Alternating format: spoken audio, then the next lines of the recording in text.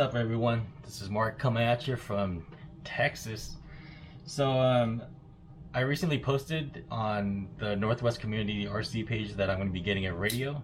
So a couple weeks ago I ordered the Flysky GT3C because I wanted a basically kind of like a basher radio for all my shelf queens, stuff that I don't normally run.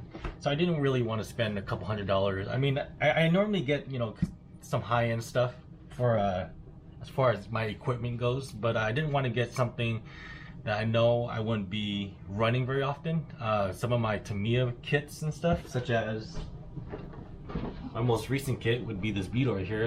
Still haven't built it yet, but you know, some of these kits, they're just going to be sitting on the shelf. So I didn't want to spend a couple $100s on a radio and receivers costing anywhere from, you know, $30, $50, $60, $70. So I wanted to get something inexpensive, and after researching what radios were out there, I decided to go with the Flysky GT3C. This is the upgrade from the B model.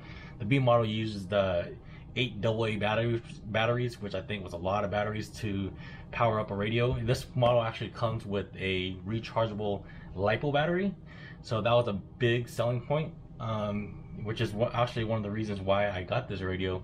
The receivers I bought from Amazon, I think two for under $20, so they were actually under $10 a piece for a 3-channel receiver. So without further ado, I'm going to go ahead and open up this box. I initially purchased this radio through Amazon, but the delivery date just kept on getting pushed back, and I'm assuming it was going to come from China. So the dates just kept getting pushed back as far as delivery went, and I just got tired of it. So I canceled my order through Amazon, and I decided to buy this right off of eBay. I just did a buy it now for, I think it was $47 and $10 shipping, so it came out with taxes was like $63. So it was pretty much the same price as Amazon, but I actually got this delivered within a few days. So good thing for eBay. So let's go ahead and open up this box and check it out. So purchasing, I didn't ever have really high expectations because I knew it was just gonna be, you know, I mean, I just didn't want to have high expectations, you know, in case it just turned out like crap. But after all the reviews, you know, there was a lot of positive reviews, which is again one of the reasons why I went with the GT3C. So let's pull this out of the box.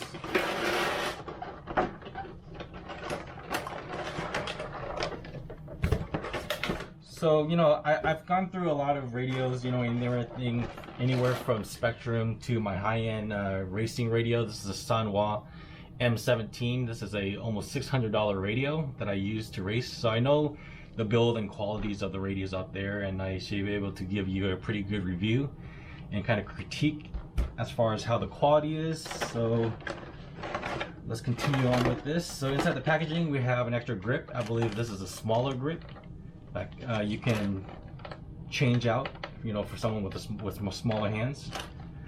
Here's the receiver. Let's check out the receiver. So it's a 3-channel receiver. It's got a really long antenna. Feels very plasticky, but whatever. I mean, it just goes inside the car. Not a big deal for under $10. I'm not complaining. Antenna tube and a bind plug also comes with it. And I'm not sure if I mentioned it yet, but again, it comes with a LiPo battery, which was a big selling point. I did mention that in the beginning of this video. So here's a radio. We'll put that aside for a second. This is a 800 milliamp hour LiPo battery. Put this aside. So let's go ahead and put this in. So looking over the radio, I mean, it's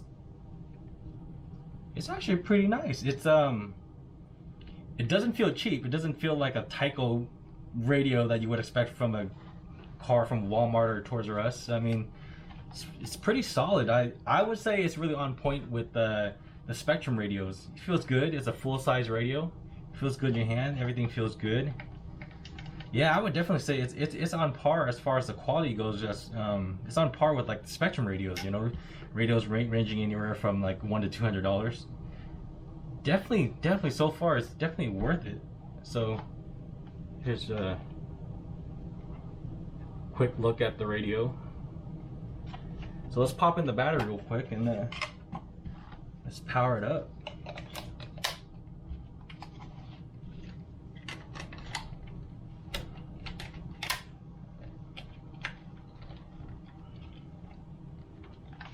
Yeah, just like that. So it comes with a micro USB charging cable right there. So everything's here, and here's the micro USB charging port right there. Let's power up. The power button is located right on at the wheel. So you just press this button right here. Powers up. So on top of the radio, this feels really good for $47. I'm actually really loving it right now. I'm looking forward to using it. But right here, you have your throttle trim, your steering trim. Make sure everything works. Your bind button, some menu buttons back end, and then you can go through your functions, make your adjustments through the scroll wheel. Enter, you just pull it down, push down. And I believe it holds up to 10 different models, and you can rename each model with 3 characters right off the screen. So here the menu, you have model, name, where you can edit, you reverse throttle, you reverse your throttle and steering, endpoint adjustments, auto brake system, your exponential, your dual rates, and your trims, your different kind of trims here. Seems pretty straightforward, but yeah, and here's your 3rd channel right here. 3rd channel trim is located right by your thumb. Your dual rate is also located right here. But so far I'm really liking it. I mean, it's for the price, the antenna goes up.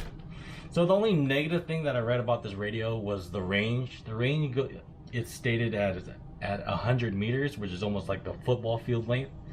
I mean, I don't anticipating driving my car further than I can see it. I mean, 100 yards, 100 meters is pretty far. But I will do a range test and kind of follow up with on this video and let you know what I think after I've tested it and have this installed in my vehicle. So until next time, I hope everyone's doing safe, and yeah, definitely a really good radio. So I'll check you all later. See ya.